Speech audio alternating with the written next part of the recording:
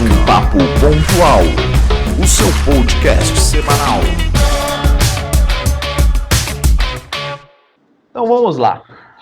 Muito boa tarde de domingo para nossa convidada ilustríssima, que levou dias, semanas, meses, décadas para estar aqui. Letícia Gitassi. Obrigado, Lê. Satisfação, meu querido. Tentou se esconder, mas não conseguiu. O Chico Não é me esconder, é o tempo corrido. Você já está escondida na localidade do Brasil. Então eu preciso te trazer para a mídia, para as pessoas lembrarem. Brincadeira, todo mundo lembra de você. Isso vai ser um dos nossos grandíssimos temas em cima de marketing, porque você é uma pessoa muito bem lembrada por outros quiropraxistas em cima de marketing. Vamos falar de ABQ, vamos falar da tua história, vamos falar de NNN coisas, certo? Então, assim, né? Tá preparada?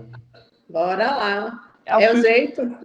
Você tem que estar preparada, é a sua história. Com certeza. Flor, queremos saber de você primeiro, tua história. Como é que você conheceu quiropraxia? Aonde que você se formou? De onde que você é? Vamos lá, começo. Precisamos saber do começo. Vamos lá. Então, apesar de eu estar perdida em Aracaju, eu digo perdida não, eu estou encontrada em Aracaju. Perdida para os outros. Muito bem encontrada em Aracaju há praticamente 9 anos. Eu sou gaúcha, sou do Rio Grande do Sul, sou de Caxias do Sul, me formei na Fevale, né? Entrei na Fevale em 2003, mas eu sou de Caxias do Sul. Minha formação inicial é o que eles chamavam antigamente de magistério. Eu venho de uma família de professoras, de madrinha professora, mãe professora, e todo mundo achava que eu ia me encaminhar para essa área, né?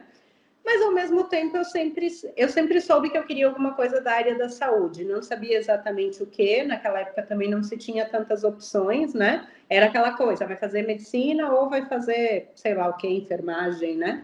E eu pensava muito em fazer alguma coisa da área da saúde. Durante muito tempo eu quis fazer fonoaudiologia, por estar muito envolta ali dessa área da pedagogia e tudo mais, mas não necessariamente querer dar aula, né? Mas terminei meu magistério, fiz meu estágio probatório, que eram de 6 meses. No segundo semestre daquele ano, isso era 2002, eu ainda substituí uma amiga professora que estava grávida. Não estava muito bem decidido o que eu queria ainda. Fui fazer curso pré-vestibular, porque naquela época o curso de magistério, nós não tínhamos todas as disciplinas, né, de matemática, de física, de química. Então, eu fui fazer um curso pré-vestibular para fazer vestibular. E acabou que, nesse meio tempo, eu descobri a quiropraxia. Por meio de outras pessoas, me encantei pelo fato de ser uma área da saúde que lidava muito mais com saúde do que com doença, que era o que me interessou na época, o que me chamou mais atenção. E fui conhecendo, tinha sido paciente naquela época também, nesse ano anterior. Acabei sendo paciente, como paciente eu disse, olha, esse negócio funciona, né? Então, vamos ver o que acontece. Mas aquela coisa naquela época sem saber muito bem o que era, como funcionava, isso a gente vai aprendendo muito na prática e mesmo depois dela, porque no próprio curso tem muita coisa que a gente sabe que até hoje a gente vai descobrindo de outros meios, né? Então, foi dessa maneira que eu acabei descobrindo a quiro. E como é que foi essa experiência tua aí de paciente lá em 2000 e pouquinhos? 2002. Foi com quem? Foi com quem? Eu fui atendida pelo Ângelo Sangalli. O Ângelo Sangalli lá em Caxias. E aí, logo depois que eu entrei na Fevale, logo nas primeiras semanas que eu entrei, eu já me cadastrei como paciente, que lá tem a clínica escola, né? Eu comecei a ser paciente do professor Nilo. O Nilo, que depois foi até meu professor, foi nosso homenageado de turma e tudo mais. E aí que eu comecei, mas mesmo assim, com o Ângelo eu fui umas 2 vezes só, 2, 3 vezes no máximo, eu acho. Então, não se tinha, assim, uma ideia do que era. E ele sempre foi muito requisitado, então não era... Ele é um profissional maravilhoso, mas não era assim uma consulta tão explicativa, não dava tempo, na verdade, de explicar tanto, né? E então a gente foi descobrir mesmo na prática, né? Vivenciando já a quiropraxia, o que era lá dentro da clínica.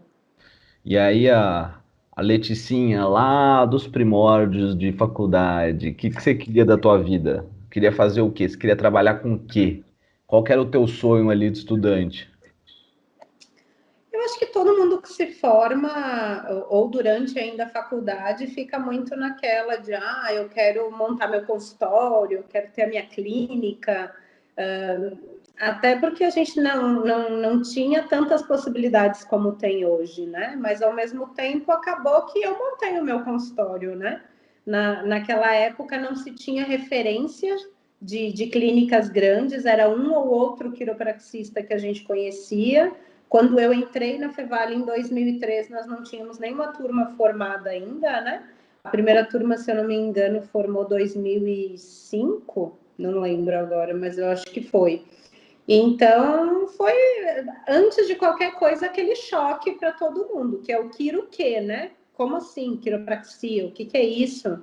A gente sempre pensa nas áreas mais básicas e comuns, até a própria fonoaudiologia que eu comentava naquela época que talvez tivesse interesse em fazer, ninguém sabia o que era também, se conhecia medicina, né? Então, qualquer coisa que fugisse dessa vertente direta era uma coisa nova.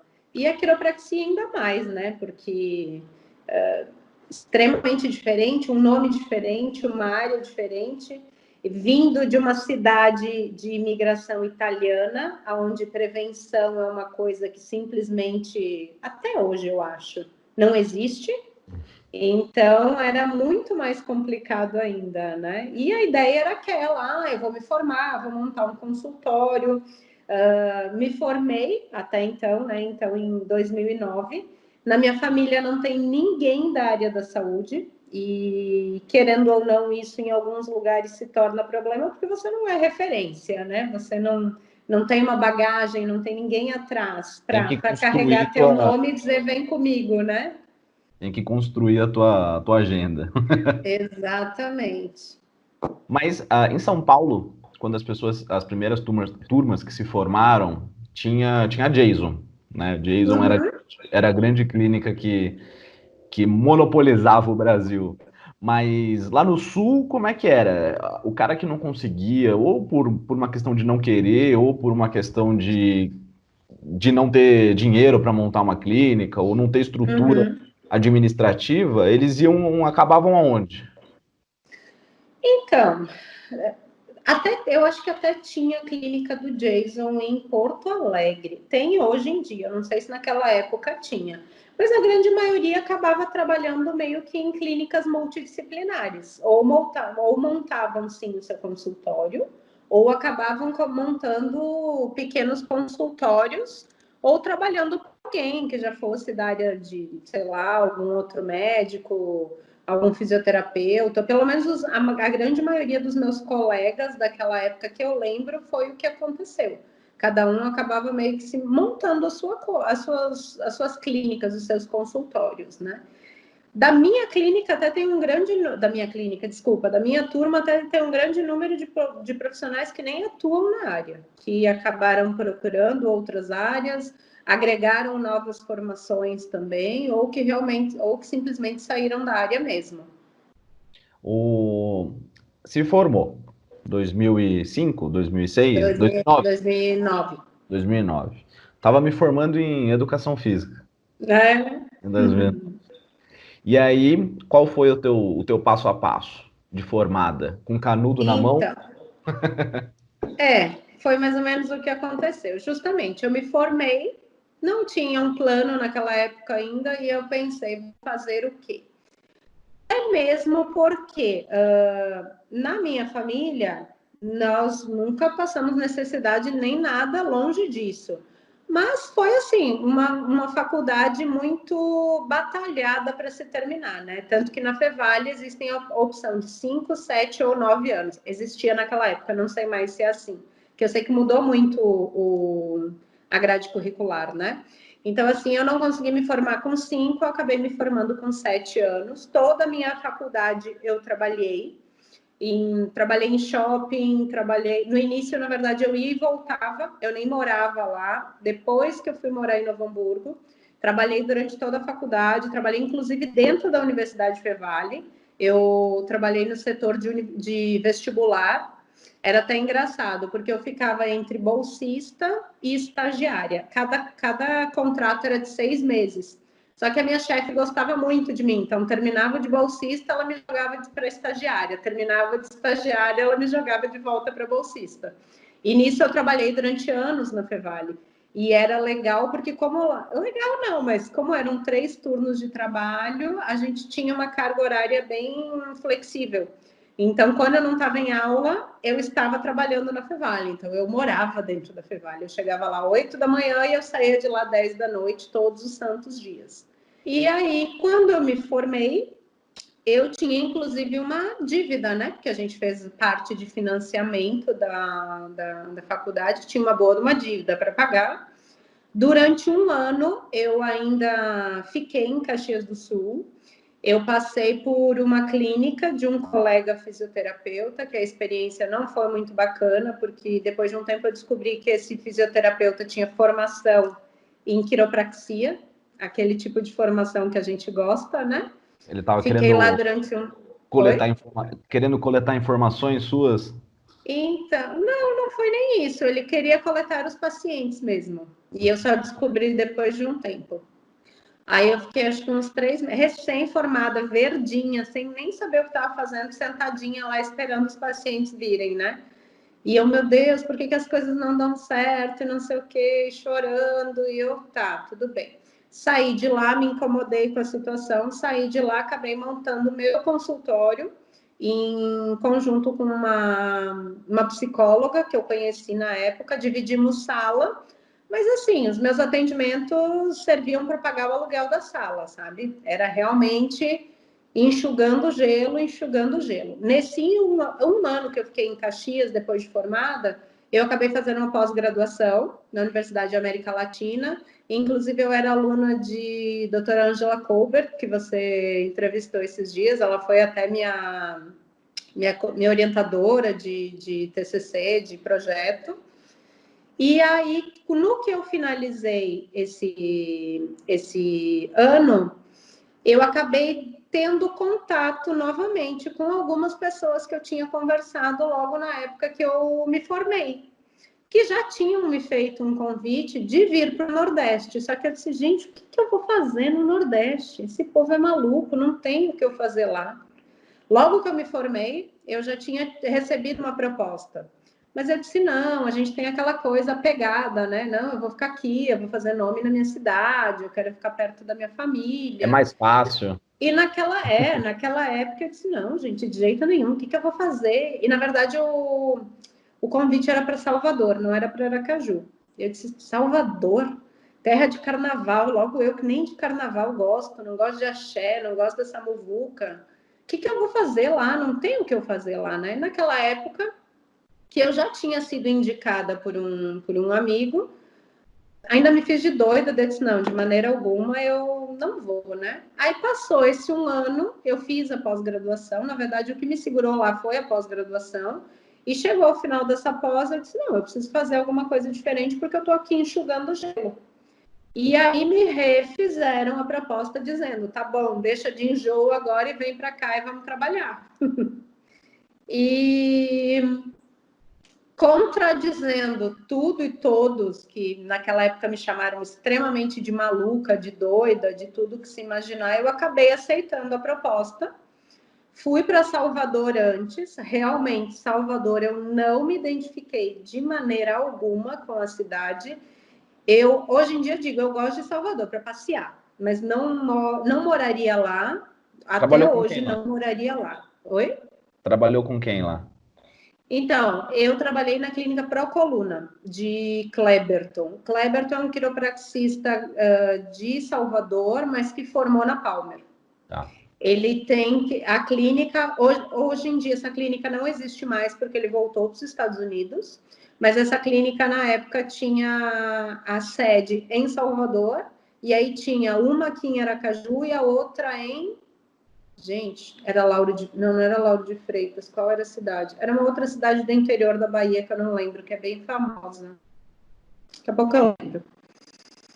E aí, mas eu fui para Salvador e realmente não deu certo. E ele daí me fez a proposta. Eu tava querendo até voltar para o Sul já. E ele me fez a proposta. O que tu acha de ir para Aracaju? Porque Aracaju, a gente começou um trabalho lá, mas nunca foi desenvolvido, na verdade. Era aquela coisa assim, porque tem até algumas piadas internas, que Sergipe é o jardim de casa da Bahia.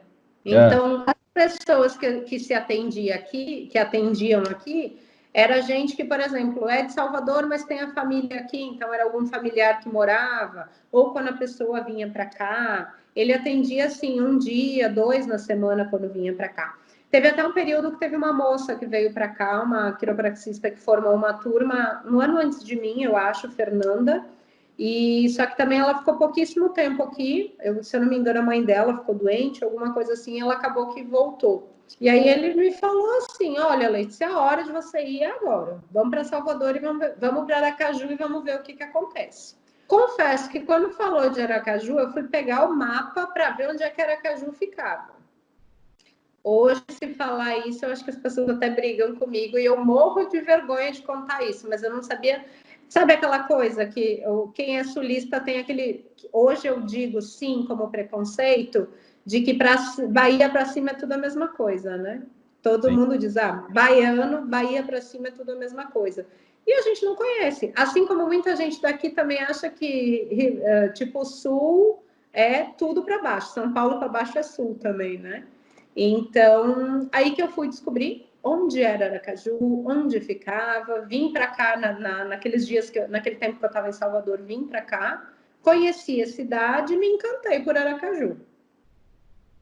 Você foi para ir para fazer um check-up de como era a cidade antes de trabalhar ou não? Não, quando eu vim para cá já foi para ficar. Só que o plano inicial, na minha cabeça, que eu vinha para cá para pegar experiência, que eu ia ficar aqui uns 6 meses e eu ia voltar. Nesse meio tempo, o Cleberton foi para os Estados Unidos porque ele ia fazer alguma coisa lá, mas ele pretendia voltar. Eu nem lembro direito como é que foi a história. Ele pretendia voltar depois de um tempo. Resumo da ópera, ele nunca mais voltou, né? Desses 6 meses passaram, ele nunca mais voltou e eu também nunca mais fui embora. Estou aqui até hoje. Mas, durante... Isso foi em 2000... Deixa eu ir fazendo a linha para eu pensar, viu? Que como já faz tempo... Isso foi em 2011. Era para eu ter ficado 6 meses... 6 meses. Aí depois ele disse, não vou voltar com 6 meses. Eu disse, vou ficar 1 ano. Nisso eu vim para cá completamente sozinha, né? Sem conhecer uma alma viva, sem ninguém da minha família, ninguém veio comigo. E vim para cá, só que a clínica aqui era uma clínica pequena, não tinha atendente. A central da clínica era na de Salvador. Era ela a atendente de lá, que ligava, marcava, confirmava tudo. Mas eu atendia as pessoas aqui. Então, na verdade, eu permanecia sozinha aqui. Eu só atendia as pessoas que ela ia mandando, né? Aí, realmente, quando passou esse 1 ano, ele decidiu que não ia voltar para o Brasil. E aí as coisas tinham começado a dar certo aqui, né? Na verdade, o movimento começou a melhorar muito, porque daí nunca tinha sido feita uma base de divulgação, de marketing, de tudo, né? E naquela época era uma coisa bem mais grosseira, digamos assim, era panfletagem na rua. E como eu acabava tendo um tempo mais livre, acabei focando muito nisso, né? E aí a gente começou atrás de fazer divulgação, de fazer matéria em jornal, a gente investiu muito forte no marketing naquele inicial, naquele primeiro ano. E até é engraçado comparar com as coisas que a gente faz hoje, que hoje em dia, naquela época a gente fazia outdoor. Hoje eu, pelo menos, não gastaria R$1.000, R$1.500 num outdoor nem de presente, que eu acho dinheiro extremamente jogado fora, né? Mas naquela época a gente investiu forte nisso e deu um resultado bacana e realmente as coisas começaram a andar e ter um resultado bacana. Você sente diferença da forma de marketing que é feita no Norte, Nordeste e no Sul? Com certeza, com certeza. Aqui, apesar de tudo, eu brinco que Aracaju é uma pequena cidade grande. Apesar de ser uma capital, de ser uma cidade grande, tem muita coisa muito interiorana aqui ainda. Desde modo de divulgação, que a gente, hoje, inclusive estudando parte de marketing e tudo mais, eu já tenho uma visão diferente, mas tem coisas aqui que ainda funcionam desde 10 anos atrás, quase, quando eu vim para cá.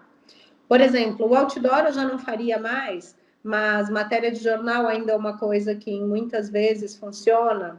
Panfletagem, dependendo do tipo de localização, de lugar, algum condomínio, vale a pena também fazer. E são coisas que eu sei que se eu tivesse, sei lá, em São Paulo, por exemplo, não ia servir para nada, né? Ia ser, sei lá, não digo jogar dinheiro fora, mas ia ser. Não ia ser tão válido. Mas é bizarro, né? E quando você muda de cidade, muda de estado, muda de país, cara, é totalmente diferente, né? Quando eu fui pro Sim. Peru, cara, era rádio, era outdoor, era É. jornal. E isso trazia gente pra cacete, assim, muita, muita, muita. Uhum. Aí cheguei aqui em Jundiaí, cheguei no Brasil, eu falei, cara, eu vou tentar. Eu vou tentar, porque se funcionar lá, Sim, se funcionar. talvez funcione aqui.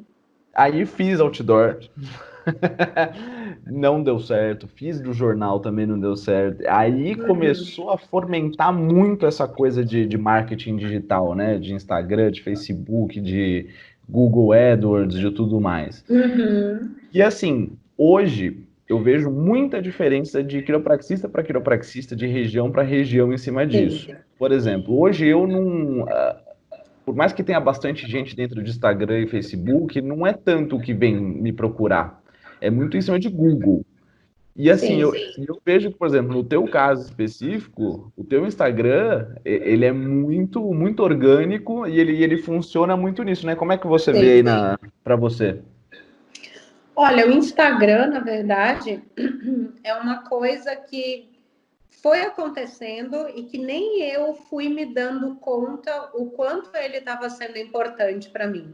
Foi realmente quando começou a acontecer ali que eu disse, olha, realmente esse negócio, porque nem eu acreditava tanto nele, eu acho. E tantas épocas que eu tinha ele, e mesmo sem eu alimentá-lo de maneira correta, de eu cuidá-lo de maneira correta, ele me dava um resultado. Aí eu disse, poxa, aí eu lembro até de um curso que eu fiz de marketing, que a moça realmente dizia, gente, quem tem Instagram e tudo mais e não está usando da maneira correta, está deixando dinheiro em cima da mesa. E eu disse, gente, é verdade. Porque, querendo ou não, dá um baita de um trabalho? Dá. É uma função para mexer, a não ser que você tenha condições de contratar uma agência e tudo mais para fazer. Só que, justamente para mim, o que funciona é essa coisa de ele ser meu. Ele ter o meu jeito, sou eu que alimento, sou eu que respondo. Tudo bem, tem algumas coisas ali que são respostas automáticas do próprio Instagram e tudo mais, mas as pessoas querem essa proximidade. Ainda se tem aquela curiosidade da quiropraxia que talvez uma resposta rápida e automática para todo mundo não interesse aquela pessoa, né? E então a gente responder de uma forma bem característica e individual às pessoas, eu acho que foi o que foi começando a mexer ele de uma maneira mais orgânica, realmente. Porque hoje em dia, se você quiser, assim como o Google, o Facebook, principalmente o Instagram, você paga, né? Hoje, nos últimos 2 meses, eu até já fiz algumas postagens pagas, mas aí é muito mais a nível de divulgação, mas ainda não se compara ao crescimento orgânico realmente que eu tive com ele. Acho que hoje eu quero entrar nesse assunto porque é uma coisa que você faz sozinha, então eu acho que Uhum, para quem está começando, cara, eu acho que vai ser dicas valiosas aí do que fazer e de como lidar com uhum, ela. Mas assim, eu converso com a minha equipe de marketing, que daí eu pago para eles porque sim, eu não tenho tanta paciência e tanto tempo uhum, de estar fazendo isso. E eles falam exatamente isso. Eles falam, Francisco, por mais que a gente te alimente, por mais que a gente pague, por mais que a gente poste, as pessoas querem ouvir você, né? Elas É. querem ter essa proximidade com o doutor, né? Seja ele dentista, o psicólogo, o quiropraxista, eles querem ouvir de você. Então, Uhum. isso é uma coisa que falou, puta, então. Humanizar, né? Ter realmente uma cara, as pessoas verem que aquilo aí não é só uma rede social, mas que tem uma pessoa humana como qualquer outra ali por trás.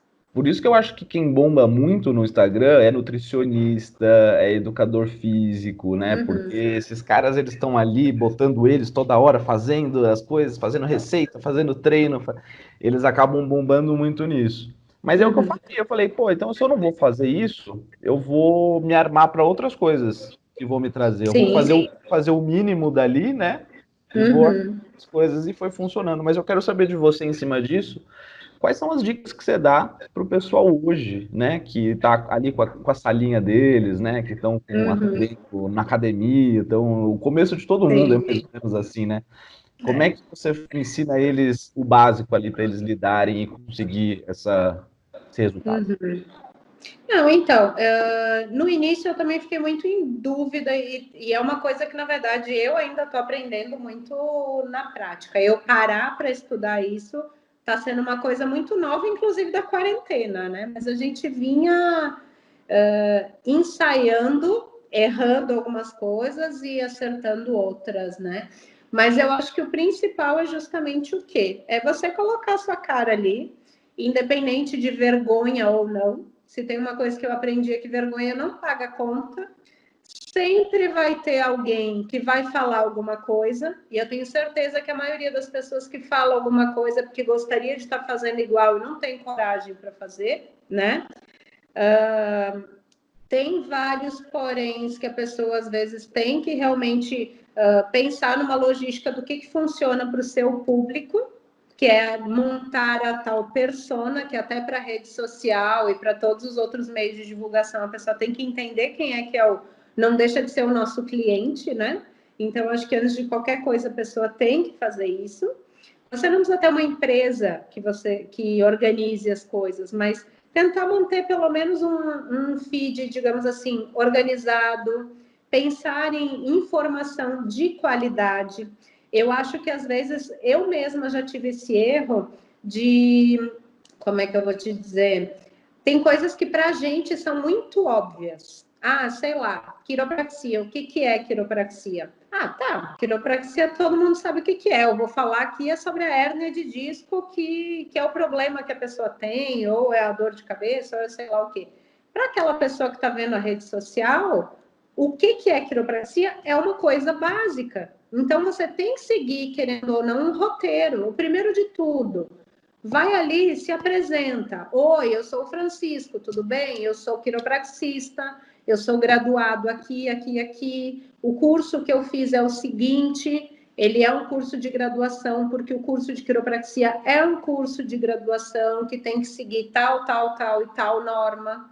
Então, assim, antes de qualquer coisa, se apresentar, falar quem você é, o que você faz, de que maneira que você faz e como que você pode ajudar essas pessoas. Só aí já rendeu pelo menos uns 3 ou 4 posts ou vídeos, E né? saiba que esse tipo de post ajuda muito a profissão também, né? Não só A você. profissão, com certeza. Aí já entra, por exemplo, coisas mais específicas de dentro de Instagram, de mídia social, é de usar as hashtags propícias para isso, onde a gente começa a ter um alcance muito grande. Por exemplo, eu vejo às vezes alguns quiros fazendo postagens no Instagram e colocando, em vez de colocar hashtag quiropraxia, colocar chiropractic, colocar em inglês. Quem é que você está querendo atingir? Pode ser que você ganhe um like de uma pessoa que está lá no outro lado do mundo, nos Estados Unidos. Agora, como um cliente em potencial para você, não vai ser. Então, usar sempre, porque as hashtags, elas são direcionadores também de público, né? Eles são, na verdade, eles são, tem um termo agora que eu esqueci, eles vão juntando, né, os tipos de postagem.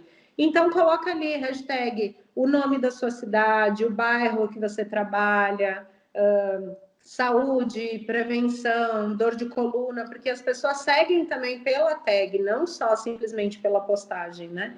Então, são pequenos detalhes de você organizar a sua bio, que é a sua descrição do seu Instagram, colocando lá quem você é, o que você faz, aonde que te encontra e como que te encontra. Só tendo esses 4 fatores básicos, já é uma coisa. A gente tem que entender que as pessoas são muito práticas. Uma coisa, por exemplo, que eu aprendi a utilizar é aquele link direto para o WhatsApp, colocar lá na bio do Instagram. Porque se a pessoa tiver que pegar o seu contato, salvar no celular, procurar o seu WhatsApp para daí mandar mensagem, já passou. Então, se simplesmente tiver ali, me chame no WhatsApp, clica ali no negocinho, já caiu direto no WhatsApp, está te mandando uma mensagem, é agilidade. O que as pessoas hoje querem é agilidade. Então, as pessoas têm que tornar, mesmo nós, e isso, na verdade, em qualquer prestação de serviço, nós temos que tornar a vida das outras pessoas mais práticas. Então, por que a gente vai dificultar o acesso dessas pessoas a gente? Então, todas essas são coisas muito básicas. Por exemplo, se entrar ali no meu Instagram, a primeira bolinha do destaque que aparece ali, que aparece assim, comece por aqui. Ali aparece eu falando quem eu sou, o que eu faço, como que me encontro e como que eu posso ajudar. É a primeira coisa. A gente tem que se apresentar. Tem gente que está lá há muito tempo, mas tem gente que está chegando todos os dias. Então, o que é muito lógico e direto para a gente, para os outros não é. Tem que uma coisa que eu aprendi com... Eu tive já 3 ou 4 empresas de marketing prestando serviço para mim. Uhum. Então, querendo ou não, eu fui aprendendo bastante coisa também. Por mais que eu não faça, Sim. a teoria eu sei.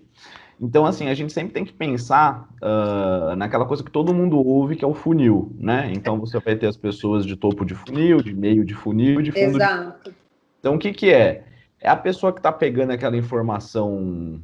O cara olhou, leu quiropraxia, nunca pensou em fazer quiropraxia, não tem a mínima ideia, esse cara é o topo de funil. Exato. Você não pode esquecer dele, você tem que fazer conteúdo para ele. Você vai ter meio de funil, que é o cara que olhou a quiropraxia e falou, tá, vou ver o que é isso aí. Aí você tem que fazer conteúdo para ele também. Exato. E o fundo de funil é o cara que já conhece quiropraxia, ele mudou para Aracaju, ele procurou lá, quiropraxia Aracaju, encontrou a Letícia, ele foi lá e clicou nele.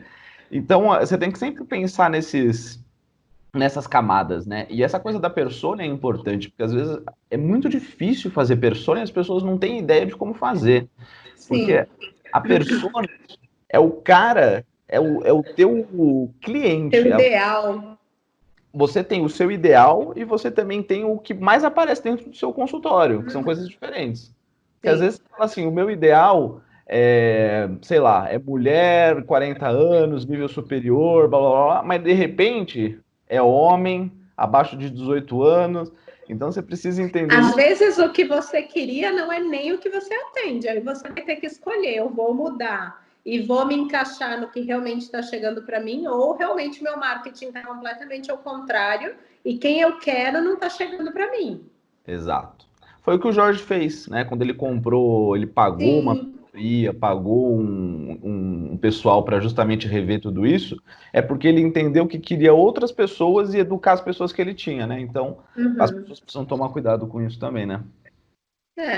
Eu acho que futuramente vai ser mais fácil de fazer isso, porque mais pessoas vão conhecer quiropraxia e vamos ter muito mais opções. Assim como lá nos Estados Unidos a gente vê clínicas divididas por técnica que o quiropraxista gosta de utilizar, né? Isso. Aqui ainda é tudo muito amplo. Por exemplo, aqui no estado, a gente tem 2 quiropraxistas graduados, né?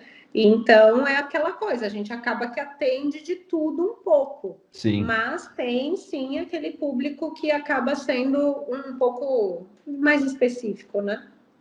E outra, né? Porra, se falar de 5 anos atrás,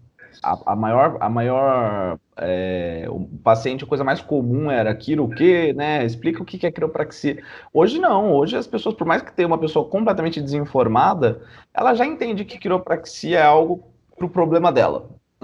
Sim. Ela já viu. Não sabe como nem de que maneira, mas que pode realmente ajudar.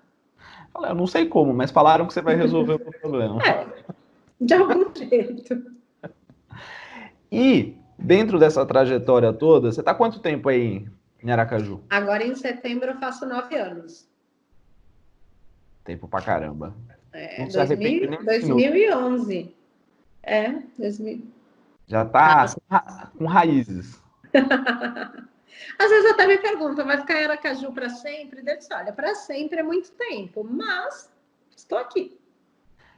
As pessoas, elas têm essa coisa mesmo, né, que no começo da nossa conversa, de querer medo de sair do estado, medo de sair da Sim. cidade, né? De falar, puta, mas esse estado, essa cidade não tem ninguém. Nossa, eu vou ter que começar Não, e muito. o preconceito de achar que é um fim de mundo, que não tem nada. Hoje eu falo isso morrendo de vergonha, mas eu ficava pensando, e eu lembro até de questionamentos da minha família, de parentes dizendo, Letícia, tem shopping aí, tem prédio aí, era aquela coisa de pensar que eu ia colocar minha maca na beira da praia numa tendinha com areia para atender, né?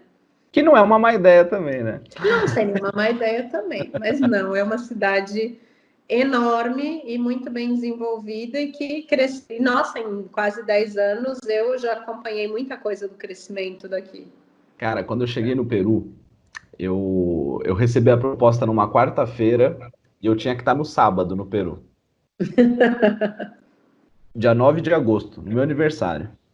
E aí, quando eu cheguei, cara, eu fui numa cidade que eu nunca tinha ouvido falar na minha vida, chamava Chiclayo. Quando o avião foi sobrevoando ali para pousar, eu olhava aquela cidade assim, ó. Falei, o que que eu tô fazendo aqui? Eu falei, eu acho que eu não vou nem sair do avião. Sabe que nem ônibus, que quando ele chega no ponto final ele volta? Eu falei, eu não vou sair do avião, porque eu vou pegar ele de volta. E aí você vai descobrindo, né? Você descobrir outras culturas é muito bom, né? Mas se eu te contar do dia que eu cheguei em Aracaju, na verdade eu chorei 2 dias. Eu tive muita sorte de ter pessoas maravilhosas que passaram pela minha vida, algumas permanecem até hoje, né? No dia que eu cheguei em Aracaju, quando a gente pensa numa cidade, eu pedi uma indicação de hotel para cá, só que assim, Aracaju no centro, o centro é aquela coisa trash, sabe? Eu deveria, só que eu disse, eu quero um local que seja razoavelmente perto da clínica, porque tem o centro, tem a região do bairro São José, que já é um pouco mais para cá, porque Aracaju é tipo Brasília, é dividido por áreas, né? Então tem a região das clínicas, que é aqui o bairro São José, onde fica a clínica. E aí eu disse, bom, eu vou pegar uma coisa por perto, peguei um hotel no centro. Pensa assim, Hotel Transilvânia, né? Quando eu cheguei no hotel, tinha gente fumando pedra na porta do hotel.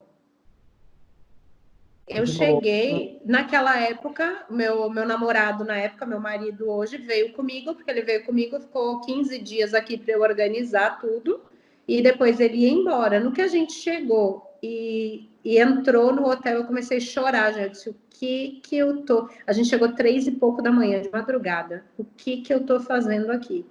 Só que não tinha como a gente procurar outro hotel naquela hora. Eu disse, tudo bem, vamos ficar aqui, de manhã a gente vê o que que acontece. Eu dei muita sorte nesse sentido. Nesse meio tempo, meu pai, olha como é que são as coincidências. Meu pai teve um amigo de infância no mesmo bairro que eu cresci. Meu pai morou a vida inteira lá. E ele comentou com um colega de empresa, acho que foi não sei o quê, que disse, você lembra do seu Miro, que era teu vizinho lá no bairro Panassolo, em Caxias do Sul? Ele casou com uma senhora lá de Aracaju. Ele era representante de alguma coisa. E nesse dia, daí meu pai ligou para ele, fazia, sei lá, acho que 30 anos que eles não se falavam, e disse, olha, a minha filha está mudando para Aracaju, e só para te contar, né? Nossa, fazia muito tempo que a gente não conversava, não sei o que lá, e minha filha está mudando para aí, e quem sabe qualquer hora a gente possa se reencontrar e até conversar. Até hoje, ele fica 6 meses aqui em Aracaju e 6 meses no Rio Grande do Sul. Quando é verão aqui, que é muito quente, ele vai para lá, e quando é inverno no Rio Grande do Sul, ele volta para cá. Não deu outra. No outro dia de manhã, 10 da manhã, eu acho, esse amigo do meu pai bate lá no hotel. Pode recolher as coisas de vocês, pega as malas, pega tudo, vamos lá para casa, que o churrasco, eu estou começando a fazer churrasco já. Resumo da obra, eu fiquei 15 dias na casa dele. Ele me carregou por Aracaju inteira para montar meu apartamento, para alugar o apartamento, para comprar as coisas. Então, assim, apesar de ter sido muita loucura, porque também foi questão de uma semana, naquela época eu tinha um consultório em Caxias, né? Eu brinco que eu vendia fazenda de porteira fechada, eu só tirei meu computador de dentro da sala. A menina que ficou tá lá nessa sala até hoje ainda, acompanho ela também pelas redes sociais, eu só tirei meu computador de lá. Então, eu vim para cá com um faqueiro que eu ganhei uma semana antes de vir para cá. Eu tinha as minhas roupas, não tinha nada. Aí, com esse amigo do meu pai, a gente alugou o apartamento e eu comprei tudo: cama, fogão, geladeira e tudo mais. E fiquei 15 dias na casa dele e ele mora na saída de Aracaju, então ele me trazia para. E isso assim, eu cheguei num sábado, na segunda eu começava a trabalhar. E eu disse, meu Deus do céu, vou embora. Eu já queria ir embora, 2 dias aqui eu queria ir embora, né? Mas depois eu disse, não, calma, respira, as coisas acontecem como tem que acontecer. E É um graças a trauma Deus deu tudo inicial certo. ali só. Só para dar Todo uma mundo. chacoalhadinha. É. Se for E muito aí, fácil, não tem graça, né? lógico que não. E aí, em que momento da tua vida surgiu a Associação Brasileira de Quiropraxia? Pronto. Eu me mudei para cá em 2011. Faz uns 2 ou 3 meses que eu estava aqui. Naquela época, eu pedi a mudança do meu cadastro, né, no site da BQ, de Caxias para Aracaju, que desde que eu me formei, eu já era associada na BQ, né? Nisso era a Carmen, que fazia parte da Secretaria Executiva. E aí, no que eu mandei para ela, dizendo, olha, meu novo endereço e tal, ela disse, nossa, Letícia, minha filha mora em Aracaju, que é a Roberta, provavelmente a grande maioria do pessoal conheça o irmão dela, né, o Botelho. E aí ela disse, olha, minha filha passou no concurso, está em Aracaju, e ela machucou o pé. Até vou mandar ela para você aí para dar uma olhada, né? Eu disse, não, manda ela para cá que a gente conversa. E aí a Roberta veio, também tinha chegado em Aracaju fazia poucos meses, não conhecia uma alma viva aqui, então juntou 2 doidas que não conheciam ninguém, e a gente acabou fazendo amizade. Nesse período, a gente conversando e tudo mais, eu não sei por que cargas d'água, né? A Roberta chegou para a mãe dela e disse, olha, a Letícia é uma pessoa bacana, organizada e tudo mais, e ela é legal, né? E nisso estava se montando uma nova chapa para reorganizar a BQ, né? Que tinha se passado todo aquele período do congresso lá de Curitiba, né? E depois daquilo tinha meio que quase que acabado e resolveram voltar, dar aquele novo respiro para a BQ e vamos reerguer a BQ, na verdade, né? Juliana como presidente. Aí Carmen veio falar comigo. Aí ela disse, Letícia, eu tenho uma proposta para te fazer. Aí eu disse, diga, né? Ela disse, eu queria de repente que você pensasse na opção de entrar como secretária da BQ. Eu disse, cara, eu não tenho o mínimo de conhecimento da área dela. Disse, não tem problema, não precisa ter conhecimento porque a gente vai reconstruir o negócio quase que do zero. E aí, eu naquela época ainda tinha razoavelmente tempo ocioso, digamos assim, porque eu atendia, mas ainda não era aquele fluxo gigantesco de pacientes. Eu morava aqui sozinha, meu marido não tinha vindo para cá ainda, ele acabou vindo no outro ano. Eu fiquei 1 ano e meio aqui sozinha, 1 ano e um pouquinho mais. E aí eu disse, vai ser bom para me ocupar, né? Para levar a vida. É uma proposta quase que indecente, né? Fala, ó, Letícia, tem uma E na vaga. verdade a gente não sabia o que estava esperando, né? Tem uma vaga aqui que você vai trabalhar pra caramba, vai ter estresse pra caramba, não vai ganhar nada. E você vai ajudar muita gente aí. Topa? Eu sempre fui o tipo de pessoa que, assim, por mais que eu fosse me incomodar, eu preferia estar por dentro do assunto, sabe? Sabe aquela coisinha que a gente não quer brigar, né? Mas dá um dedinho para não brigar, mas dá uma mão para não sair da briga depois, né? Então, eu disse, quer saber, eu vou entrar, né? Nisso, ela me falou quem era a chapa, aí a Ju, que eu já mais ou menos conhecia, já admirava o trabalho dela e tudo mais, e que depois acabou se tornando aí uma grande amiga até hoje. O Dani, que formou comigo, né? Que já conhecia muito bem.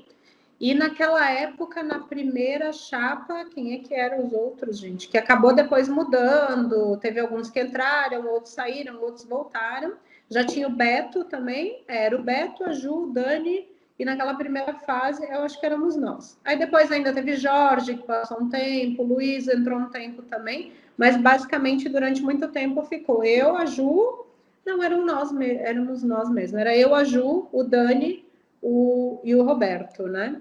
E aí realmente foram praticamente 5 anos da BQ.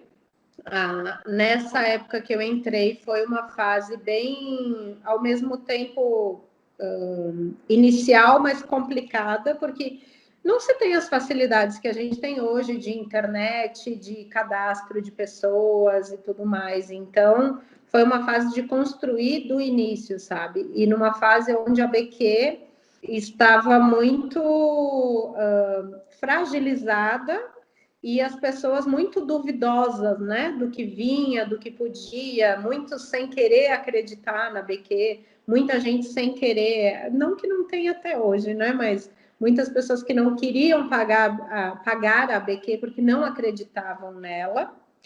Então, foi uma fase muito complicada, de muito, muito, muito trabalho. Primeira pergunta, só para não mudar de assunto. Ainda temos esse problema de pessoas não pagando a BQ. Mas naquela época era bem pior.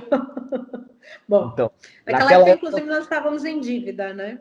A grande razão das pessoas não quererem estar associadas à BQ é para uma questão de crença da associação. Vocês conseguiram um razoável aumento em cima disso? De que forma? Qual que era a estratégia ali de você mostrar que a ABQ estava trabalhando, que estava a favor dos quiropraxistas? Qual foi a estratégia da época para angariar mais associados? Naquela época a gente começou a tentar ser, como é que eu vou dizer isso, mais transparente possível, mostrando inclusive os problemas que nós passávamos, os problemas que inclusive foram nos deixados, que simplesmente foi passado e dito se vira nos 30, né? Então, durante muito tempo, se teve uma visão de que a BQ não fazia nada, mas muito mais porque a gente estava resolvendo problemas que não tinham sido causados pela gente, sim que a gente ainda estava tentando resolver esses problemas, né? Então, a partir do momento que essas coisas começaram a andar, que teve um congresso que foi de São Paulo, que as coisas começaram a funcionar um pouco melhor, que a gente conseguiu pelo menos tirar do vermelho e começar a mostrar ações mais específicas da BQ, eu vejo que muitas pessoas começaram a dar um pouco mais de credibilidade, né? E como acontece até hoje, existe muita coisa da BQ que não era aberto naquele momento, justamente por medidas estratégicas. Porque até hoje a gente sabe que nem tudo pode ser falado. Porque nem todo mundo está pronto para receber algumas notícias e ter essa informação para si sem repassar para outras pessoas que podem. Existem muitos poréns, existem muitas coisas que não podem ser simplesmente abertas, né? Existe um submundo da profissão Exatamente. Que precisa lidar com muito. Mas as pessoas precisam sim. A união, né? É a questão da união, é de enxergar a BQ. Eu já saí dela há muitos anos, mas o meu respeito continua sendo o mesmo, porque eu sei o quanto se trabalha lá dentro e o quanto muitas vezes não é visto e valorizado, mas ela é a nossa associação. E se nós não nos apoiarmos em cima, pelo menos da nossa situação, da nossa associação, a nossa situação vai ser mais difícil ainda do que se imagina. Então, Mas, Pessoal, então, pessoal, é hoje, difícil, assim, é difícil. é chato, né? Porque é uma realidade, né? Você só vai ter aí uma grande parcela de gente pagante quando isso regulamentar. Aí quando regulamentar, todo mundo vai pagar, né? Mas assim, as pessoas, eu ouço muita coisa, assim, até de gente se formando, falando, mas a ABQ, eu vou pagar uma grana que eu não tenho para ABQ ainda, e isso não vai me trazer paciente. Você precisa entender, meu querido, que você pagar a ABQ não é para fazer marketing para tua clínica só. É para Era você isso ajudar. que eu ia falar agora. As pessoas têm que entender que a BQ não é uma moeda de troca que você vai pagar e a BQ vai te dar paciente. Vocês têm que entender, as pessoas precisam entender que, na verdade, ela é a associação que representa os quiropraxistas no Brasil. E nenhuma profissão vai se basear, vai se estabelecer sem ter uma base sólida. E essa base só vai acontecer quando todo mundo resolver se unir. Não tem jeito. Não tem outro jeito. Não tem jeito, meu querido. Você vai ter que pagar para ajudar. Você, daqui uns 5, 10 anos, você trabalhar com tranquilidade, né? Você precisa entender. Teve até uma comparação que acho que foi o Davi que fez esses dias, que a BQ é o nosso sonho da casa própria. Não foi ele que falou esses dias no podcast dele? E eu concordo. As pessoas têm que entender que talvez não seja plausível. Só que eu acho que se for pensar, óbvio que a gente não está falando de questão financeira, a gente não sabe, eu pelo menos não sei da realidade de tudo e de todos, mas se a gente pensar num todo, é um valor pequeno comparado à importância que esse valor tem e que vai ter daqui para frente ainda. Claro. Hoje, você tendo passado bastante tempo lá dentro e ter passado por esses problemas todos também, hoje você acha que existe ou não, né, alguma dica, algum caminho para a própria ABQ estar se reerguendo novamente, né? Porque hoje eu conversei com o Davi, ele me disse a mesma coisa que você falou agora, existe muita coisa estratégica, até porque não pode se divulgar coisas antes, mas acho ainda que precisava ter mais. Sabe esse negócio da rede social que a gente está falando até agora? Uhum. Você fazer o contato, nem que seja o contato mínimo, não precisa entrar em grandes frentes. Sim, sim, sim. Pouco disso na ProBQ? Eu acho que assim, comunicação é sempre importante, né? Seja da ABQ com os associados, assim como os quiropraxistas com a ABQ, né? Então, Principalmente, realmente. Hã? principalmente do quiropraxista com a ABQ. Exatamente. Então, eu acho que o grande trunfo que a gente teria era realmente a união de todos. Talvez falte, e faltou com certeza, outros tempos também, né? A gente já não tinha tanta facilidade que existe hoje nas redes sociais. Na minha época era aquela coisa do e-mail e uma assembleia que acontecia a cada 2, 3 vezes no ano, mas hoje se tem muito a facilidade dos meios de comunicação, né? Então, sim, talvez falte ainda um pouco de comunicação, mas é dos dois lados. Eu acho que todo mundo teria que.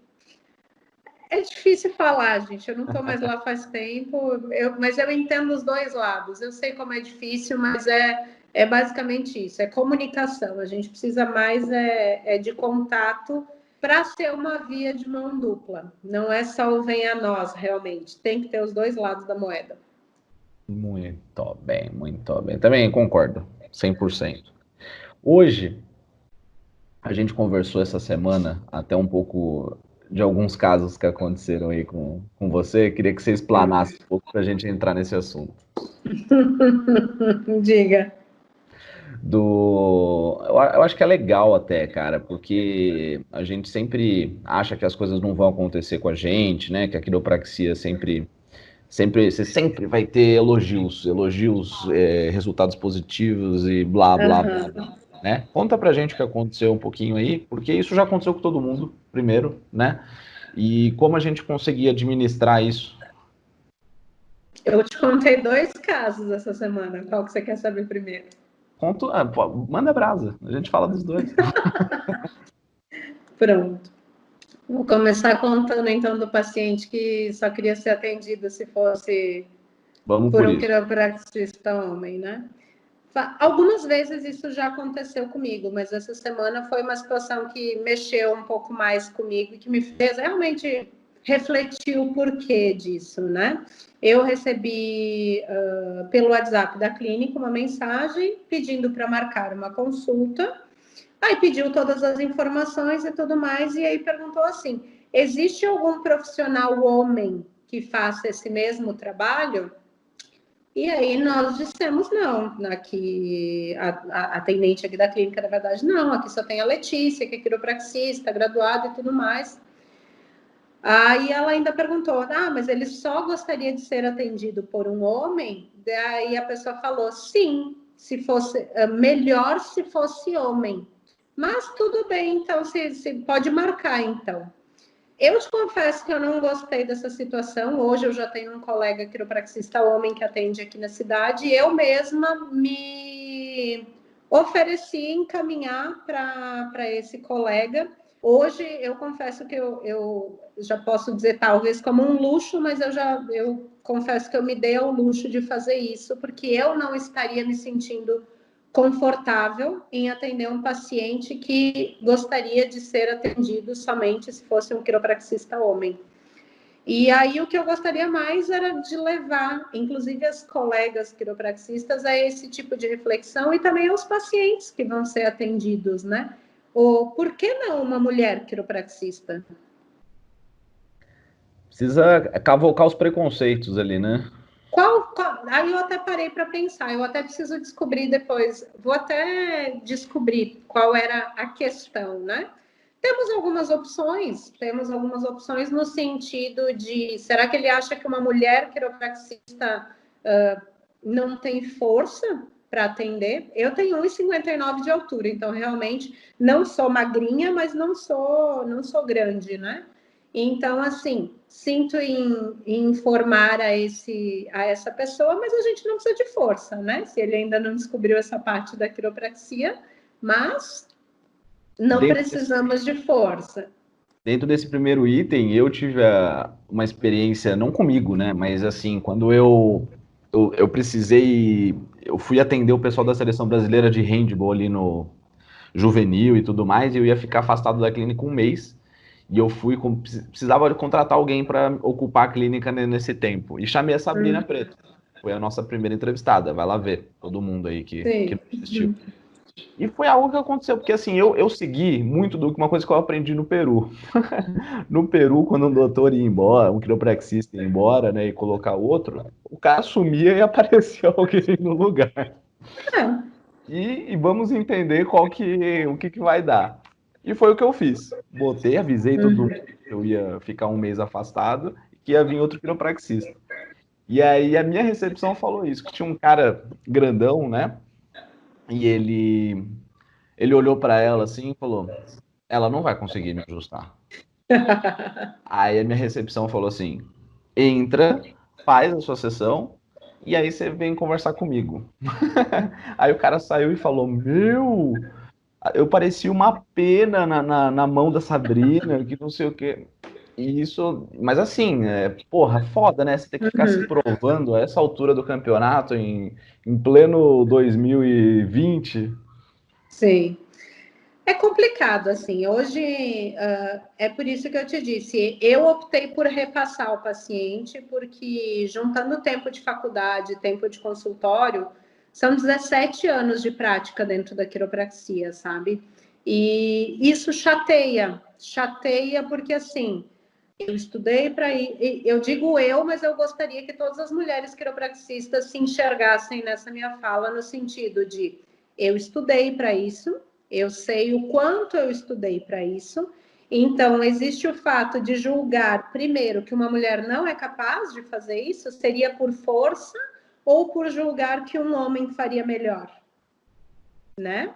Isso em qualquer área, não só a área da saúde, a gente sabe que existe sim esse preconceito. A outra questão seria a questão da força, realmente, aonde as pessoas têm que entender que não é necessário força, tanto que eu atendo pacientes de mais de 2 metros de altura. A gente tem aí outros exemplos de quiropraxistas até menores do que eu conheço, que fazem trabalhos fantásticos. Então, será que ele não julga uma mulher capaz de atendê-lo? Ou será que ela não tem a capacidade o suficiente para atendê-lo, né? Então, seria um preconceito no sentido de ele ter uma queixa que talvez a localidade dessa queixa o deixasse envergonhado também.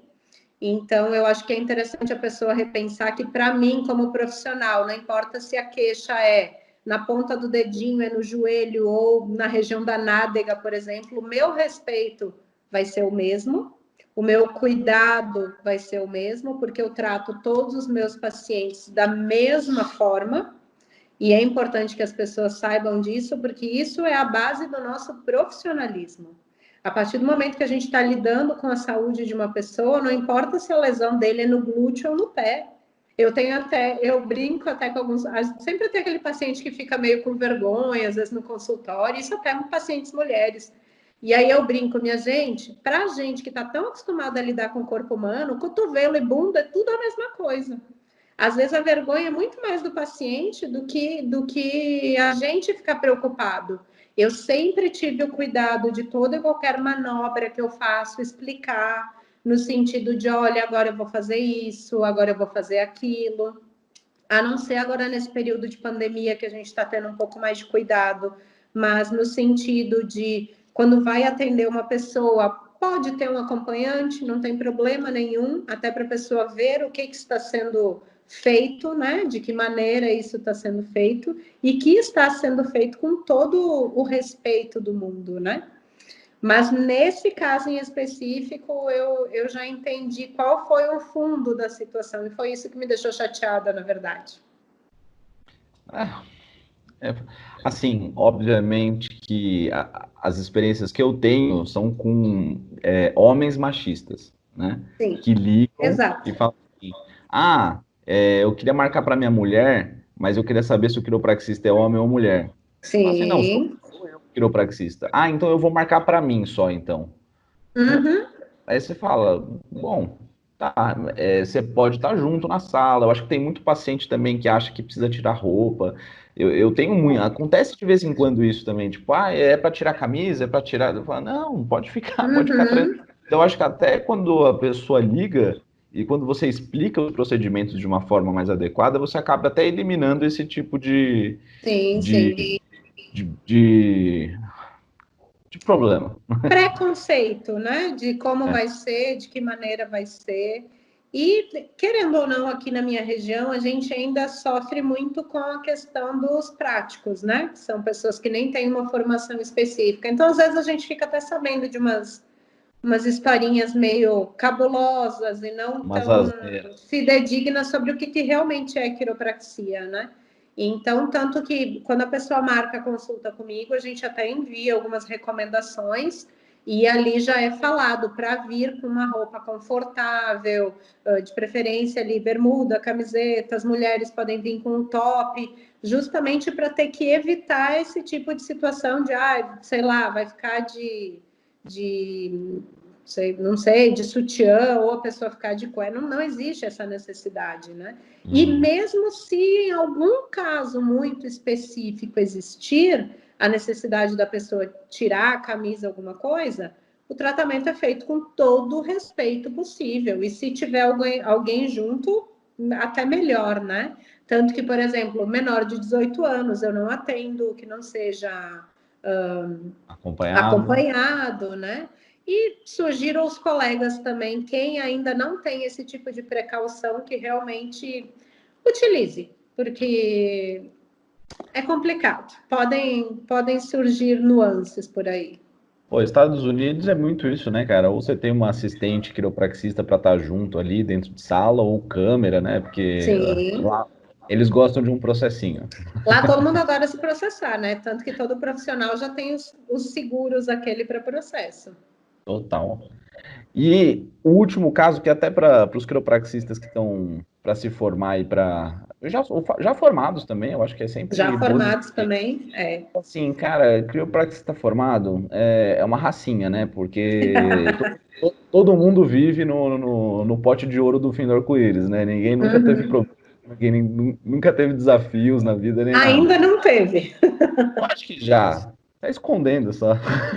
Eu acho que às vezes até pode ter e fica até meio assim de contar, mas realmente a gente tem que entender que nós não somos intocáveis e que as coisas podem acontecer e que sim, podem gerar situações não tão boas, né? Já nesse segundo caso, o que aconteceu? A gente sempre tem a ideia de que o paciente vai se sentir completamente bem, né? Depois do ajuste, da sessão e tudo mais. E aconteceu um caso específico do paciente passar bastante mal depois da consulta. Nós sabemos que, às vezes, o ajuste pode resultar em algumas, inclusive até mudanças no processo de imunidade.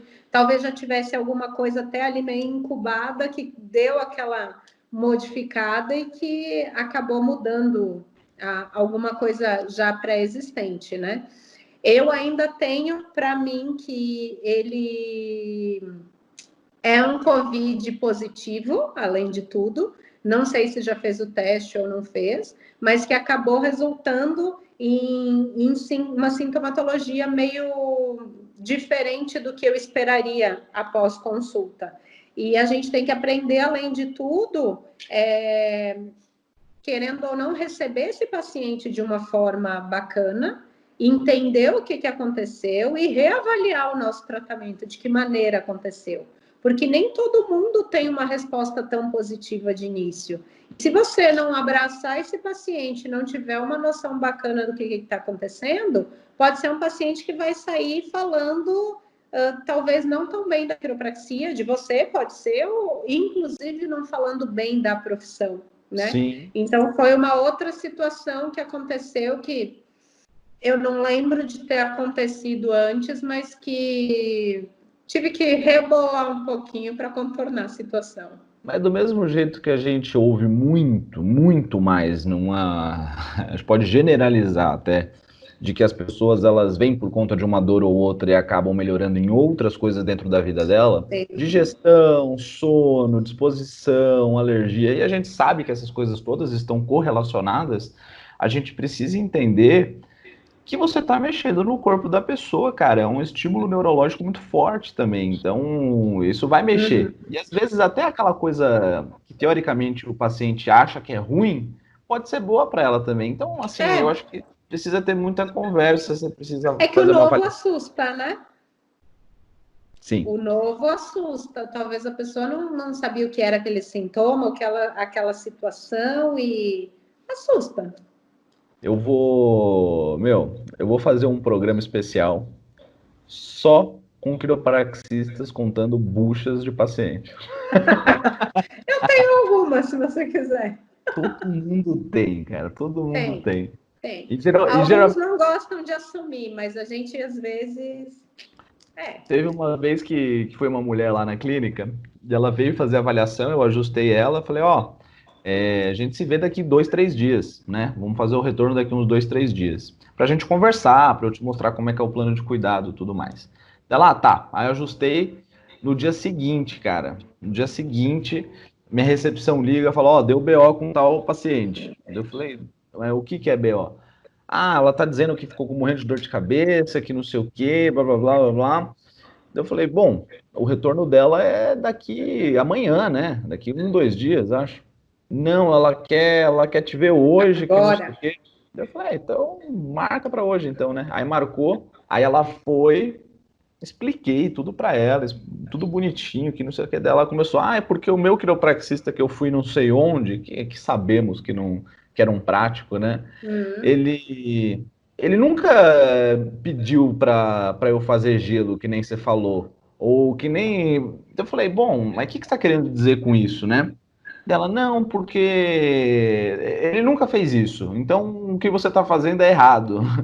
Eu falei, então você vai pegar o meu diploma, você vai levar lá na Embi Morumbi, você vai pegar a matriz curricular deles, e aí se não tiver alguma Uhum. pessoa, algum professor que não tenha ensinado a fazer indicar gelo ou compressas, aí você rasga esse diploma. Uhum. Ela, que não sei o quê. Daí eu falei, bom, você vai querer ajustar no retorno? Ah, vamos. Aí eu ajustei ela, não, mesmo assim eu quero o dinheiro de volta. Ah, Eu falei, mas você tá muito maluca, né? na verdade, ela Primeiro, veio te abusar para ganhar mais uma sessão, né?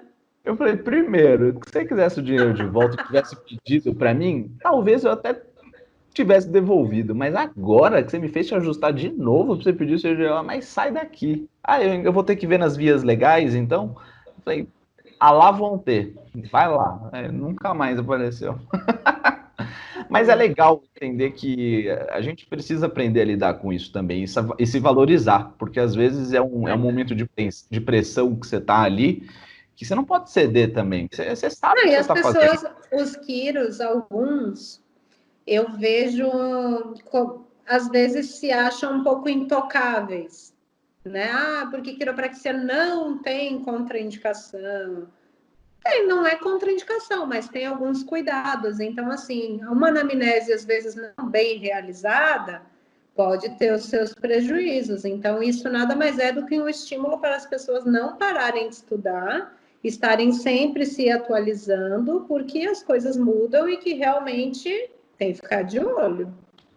E essas conversas entre quiropraxistas, elas precisam ocorrer mais, entendeu? A gente não precisa ficar se valorizando entre a gente assim só, né? Tipo, contando só os nossos louros e tudo mais. Tem que, pô, conta das buchas, conta do que tá acontecendo. Quem sabe o Ah, quiropraxista. quanto a isso, eu sou muito tranquila.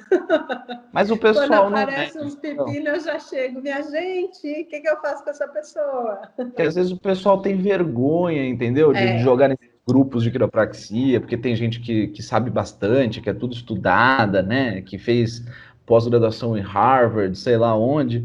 Aí o pessoal fica pisando em ovo para falar das coisas, né? Vai lá, fala, sim. cara.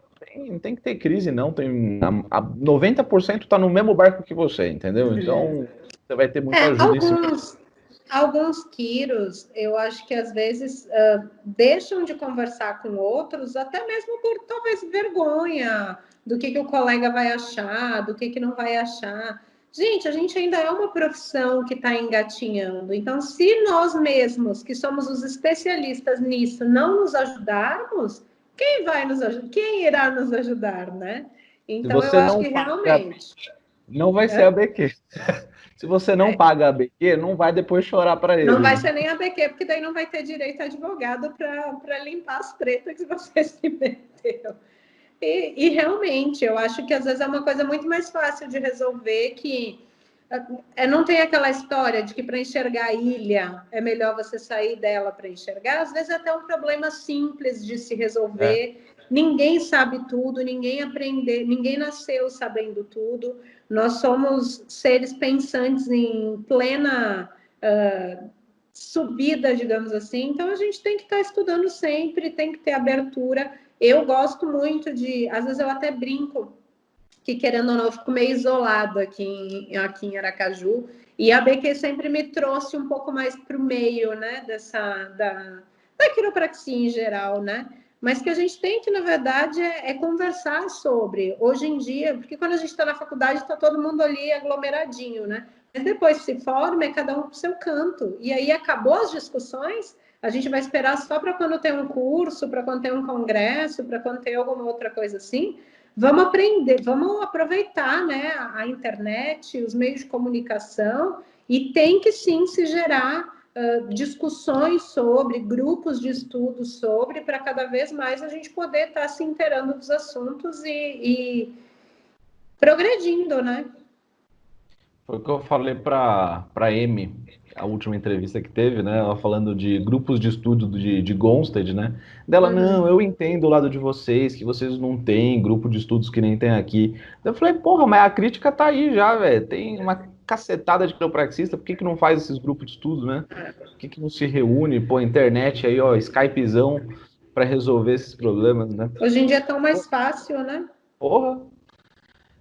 Considerações finais. Quero considerações finais, principalmente para o pessoal que está vindo aí, né? Tem muito estudante aí escutando a gente, então, em cima de dicas aí, de palavras de incentivo para esse cara que está entrando nesse mundão doido aí, e para a quiropraxia em geral. Não, com certeza. Eu acho que assim, para quem está se formando agora, primeiro de tudo, o que eu falei lá atrás, vergonha não paga conta. Minha gente, coloca a cara nos meios de comunicação, o que é quiropraxia, para que ela serve, chega ali e diz para que eu, como que eu vou te ajudar, eu estou aqui para te ajudar e como que eu vou te ajudar. Então, assim, não deixem de estudar, não deixem de tentar se aprimorar. A faculdade é isso aqui da nossa vida. O que a gente vai aprender depois é o que a gente escolhe. Então, como qualquer área da saúde, a quiropraxia não é diferente. A gente não pode parar no tempo. Então, assim, hoje em dia, muito diferente lá da minha época, existem clínicas as quais você pode trabalhar em, sei lá, principalmente galera de São Paulo e tudo mais, pode trabalhar um dia em cada clínica, se quiser, e conhecer diversas metodologias de trabalho. Eu acho que todo conhecimento é válido e realmente saiam da caixinha, não ficar naquela coisa aqui fechada. E o que é óbvio para a gente, às vezes não é para os outros. Então, tem que pensar não só no seu crescimento, mas no crescimento da profissão.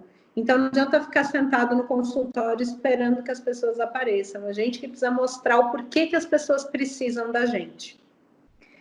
E fora para os que estão se formando agora, eu na verdade, para todos, na verdade, verdadeira para todas, eu gostaria muito mais de ver a participação feminina nesse mundo da quiropraxia, principalmente no Brasil.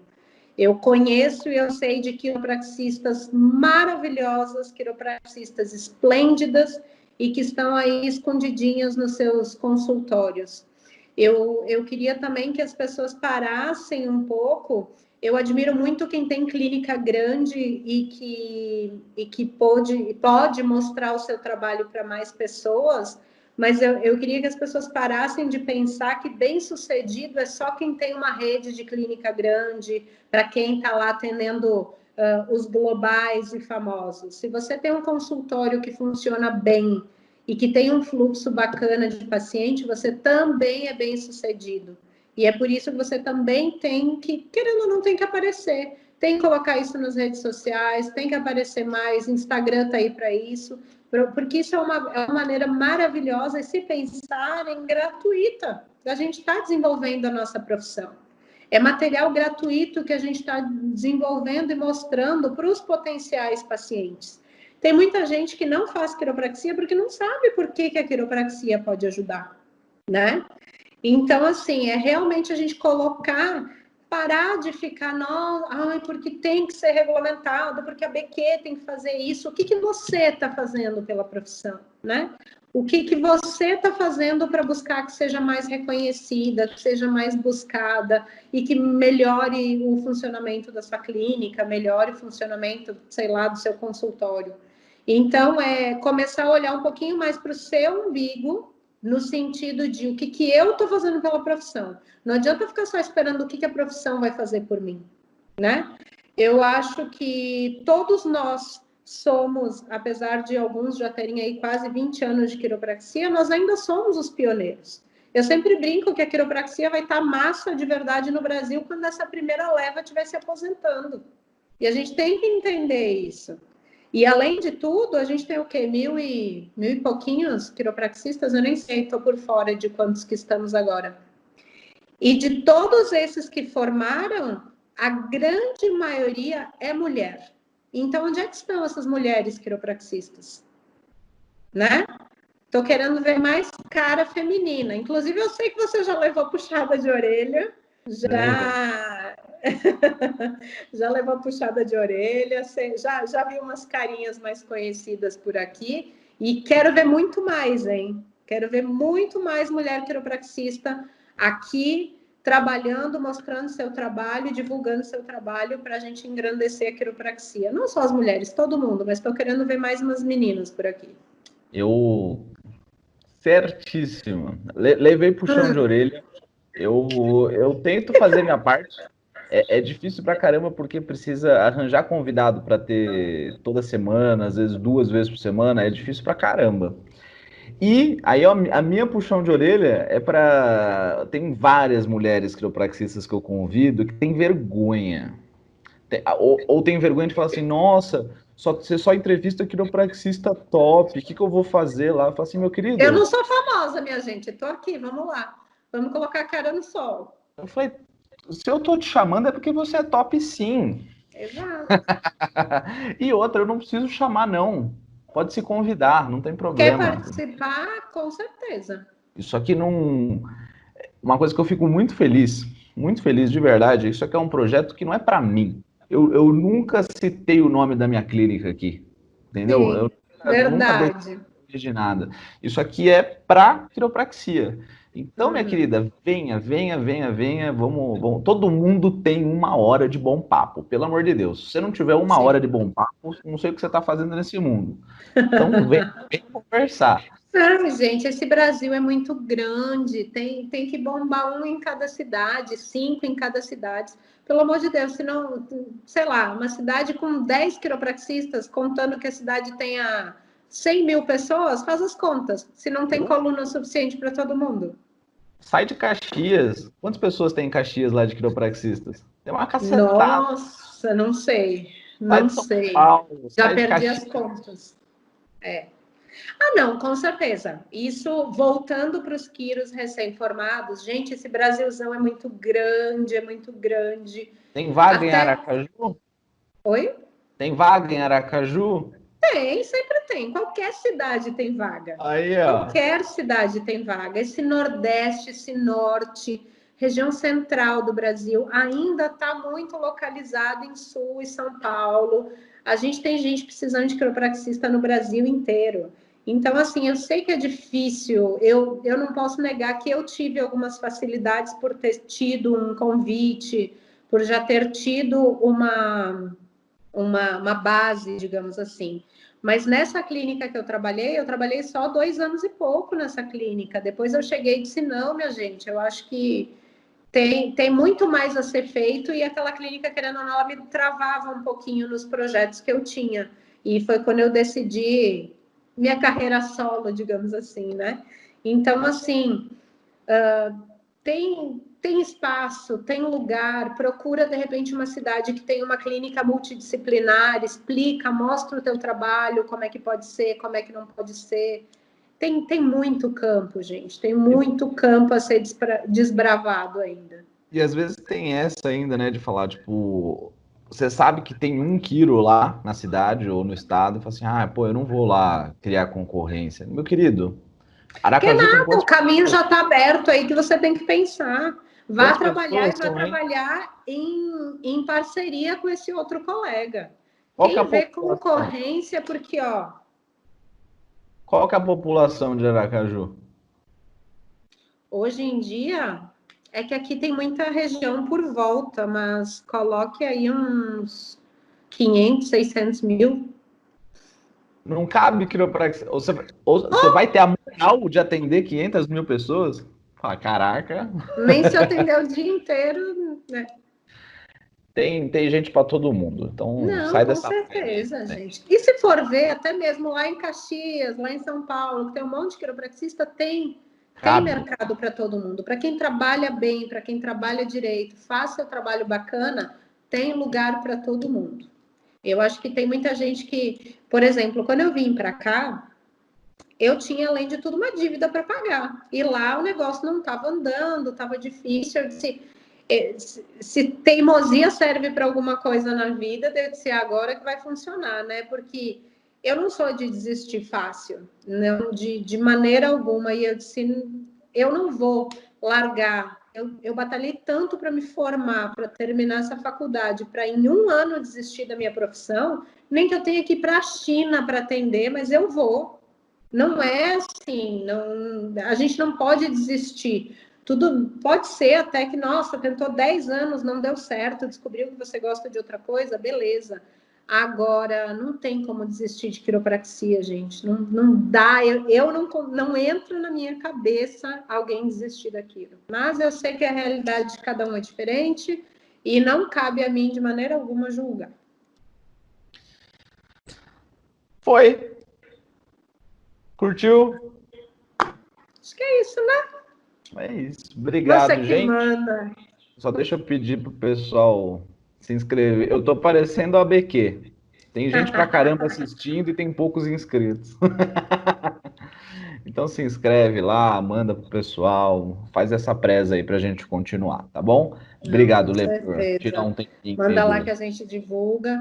Quem sou eu para oferecer isso? Mas está começando na rede social, quer uma dica, quer uma ajuda, gente, manda uma mensagem no privado, a gente conversa, a gente está aqui para se ajudar. Inclusive, tem alguns, a maioria colegas mulheres, mas que eu já andei conversando, algumas pessoas de marketing que são bacanas, que eu sigo e que me deram, assim, uma mega iluminada na cabeça. Às vezes são coisas simples que a gente pode fazer que dá um resultado muito bacana. Então, antes de qualquer coisa, não tenham vergonha de pedir ajuda, seja para mim, seja para você ou para qualquer outra pessoa. Tem muita gente fazendo trabalho bacana hoje já em mídias digitais e tudo mais, e é uma coisa gratuita, né? Então, assim, tá aqui, tá na nossa mão, então trabalhem, usem as mídias digitais a favor de vocês e vamos embora, vamos lá e Quiro avante.